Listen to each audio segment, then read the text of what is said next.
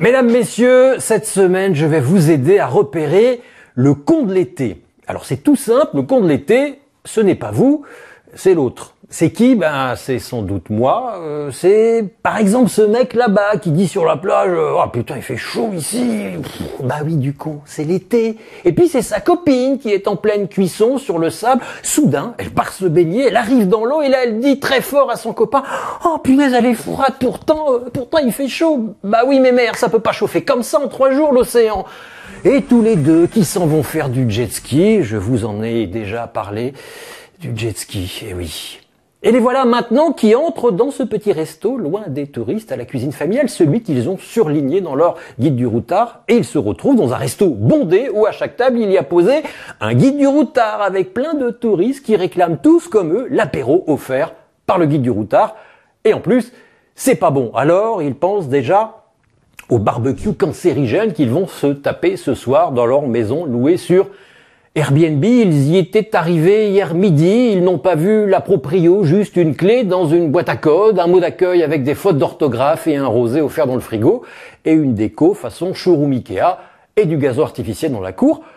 Ils sont arrivés dans leur location après avoir roulé toute la nuit, car eux, ils sont partis de chez eux à 19h, pas à 3h comme tous les blaireaux, pour éviter les bouchons qu'ils ont eus quand même.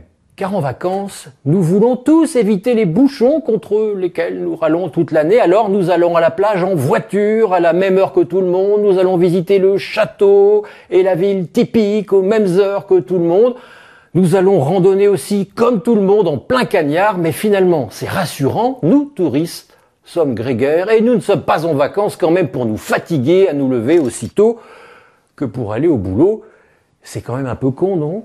Cela dit, il y a encore plus con, mesdames, messieurs. Par exemple, ceux et celles qui prennent l'avion pour aller à Nice. Ceux-là, ils se sont levés très tôt pour arriver un bon 2 heures avant le décollage à 7h50.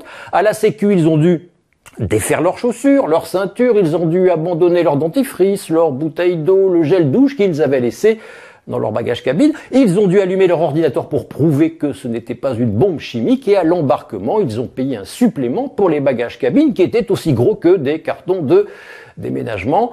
Et en attendant l'avion, ils ont erré des heures dans l'aéroport car il n'y avait pas de siège sur lequel s'asseoir et alors ils ont dépensé le budget d'une semaine de vacances à acheter et à bouffer des conneries. Cela dit, mesdames, messieurs, même dans le train se niche la connerie. Regardez celui-là, par exemple, c'est vous, c'est moi qui ne sais pas comment on met son téléphone sur la borne pour ouvrir le portique qui donne accès au quai. Mais pourquoi n'a-t-il pas imprimé son billet? Un billet, il y a toujours assez de lumière pour le scan et il n'est jamais en panne de batterie.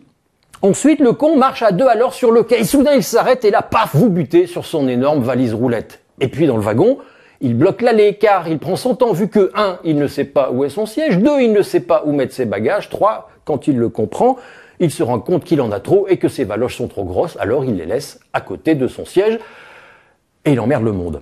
En fait, c'est ça le con de l'été. C'est l'emmerdeur. Je sais le reconnaître parce que j'en suis un aussi. Bonnes vacances.